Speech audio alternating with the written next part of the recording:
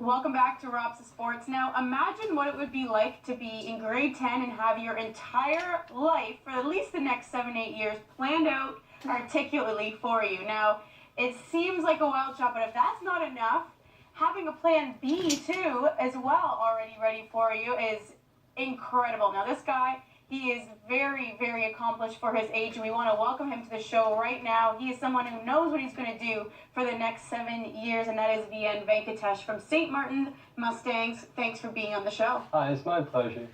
Well, Laura kind of summarized very quickly what the future looks like for VN, but let's talk a little bit about what your past holds, because I have to say that resume is incredibly impressive. And our viewers at home can see with all of those medals here on the desk, this is one very accomplished young man. So, being you are a football player, wide receiver, and cornerback for St. Martin, as well as the track and field captain and a cross-country runner. On top of that, you do air cadets and community service, and you run outside of school. In fact, this guy had a practice, walked to the studio, and is then going to another practice. I gotta ask, how do you do it all and still commit to your academics? Well, there's a lot of dedication and determination. You gotta put a lot of hours in, and you know what? Sometimes you just gotta like focus on what you want. And when you really want something, you can do it. Like I don't know. It's just believing in yourself. That's the key. So we'll touch more on your resume in a little bit, like Michelle said, and we want to get into your future endeavors. But let's start with where you're at now. And first of all, let's even backtrack a little bit more. Tell us about some of the coaches that helped you get to where you are, and maybe even give us a little snapshot at track and field and how that all began for you.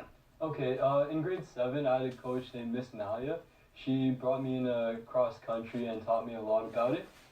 Then she encouraged me to do track, and then I furthermore did it in high school. In high school, my coach, Mr. G, also known as Mr. Gonzalez, he brought me into football, taught me all that, and now he made me team captain of track and field this year, and he's helped me out a lot. And this year I just joined Mississauga Olympians, and I also have 2 coaches there, Tasha and Carlo Warwick, that are helping me out. And each coach has been training me differently, and I feel that like each time I learn something new, I just get to build upon it and just help others out with it too. Well, you've clearly learned a lot.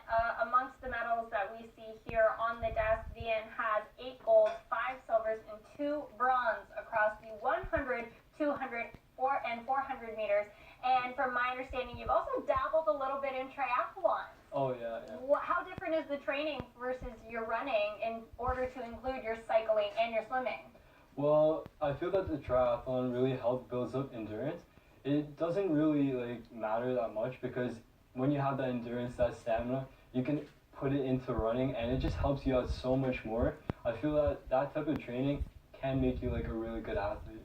And I think what also people kind of don't really understand is that full body workout that you get when you transition from just running or cycling into your triathlon because of how great swimming is for full body.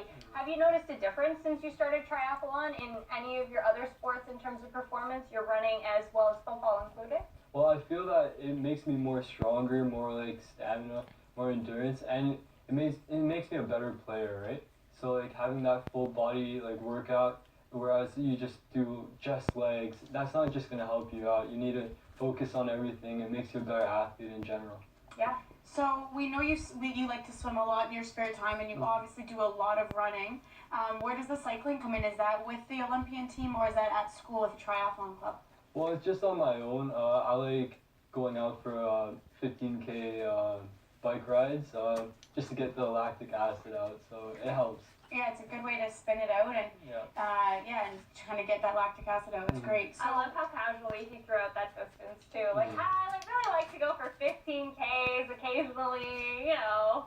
Not a big deal. Some people won't even drive 15K, but this guy cycles it as a post-workout burnout. That's kind of cool. So what would you like to do in the long run if you were to pursue fitness like you told us you wanted to with your academics, but you do still want to do some of this stuff in the years to come? Would it be track and field? Would it be cross country? Or what do you think would be tried?